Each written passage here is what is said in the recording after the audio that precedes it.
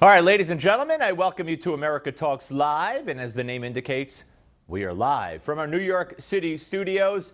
877 Newsmax, 877-639-7629. We have a great show for you. Larry Kudlow joins us momentarily. And Milo, the one and only Milo, is here as well.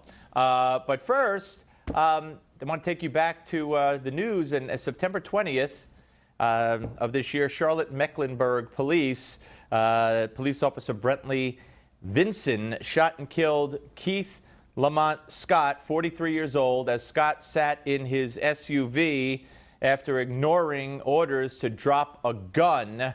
Let's take a look at that video. Don't shoot him. Don't shoot him. Don't shoot him. He didn't do anything.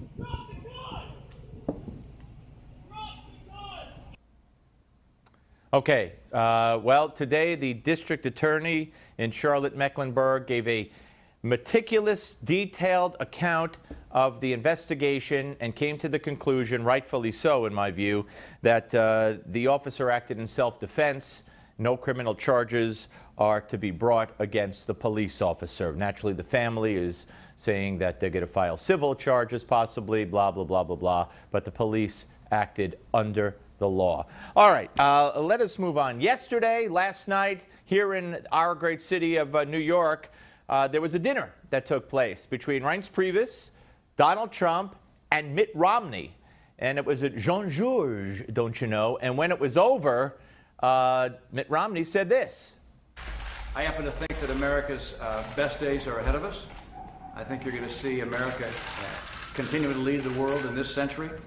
And what I've seen through these discussions I've had with President-elect Trump, as well as what we've seen in his speech at the night of his victory, as well as the people he selected as part of this transition, all of those things combined give me increasing hope that President-elect Trump is the very man who can lead us to that better future.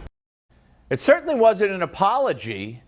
And if he's going to be named Secretary of State, that would have been a perfect time to do it already. I mean, enough of this already. To be honest with you, I hope it's not Romney. And I don't get the impression from that statement that it is Romney. But then again, why would they have that dinner with cameras at the dinner, the whole thing, if it's not going to be Romney? So I don't know. I'm in a quandary about this. Let us move on. Donald Trump did appoint Steve Mnuchin as Secretary of Treasury. He's a longtime Wall Street guy. And Wilbur Ross as Commerce Secretary. Now, recently I had Wilbur Ross on my show, and I talked to him about this. If you were Commerce Secretary, or if you were advising the next Commerce Secretary, what's one of the first things, that you would advise Donald Trump to do and that you would look to do?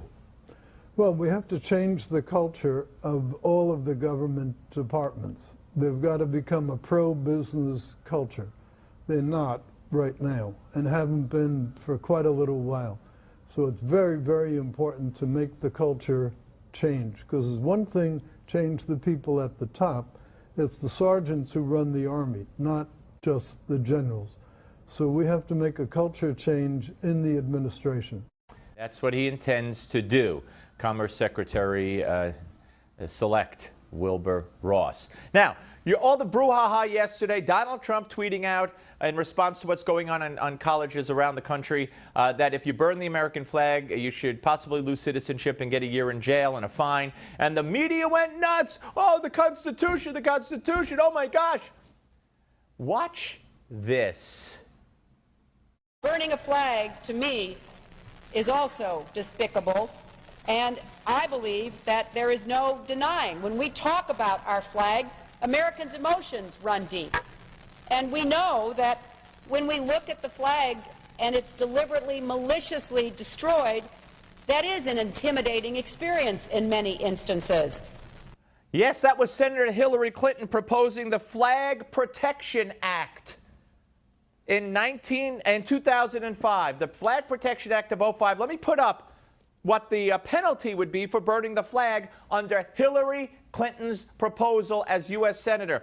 Any person who destroys or damages a flag of the United States with primary purpose and intent to incite or produce imminent violence or a breach of the peace, and under circumstances in which the person knows that it's reasonably likely to produce imminent violence or breach of the peace, shall be fined not more than $100,000 and imprisoned for not more than a year or both. Gee, how'd the media miss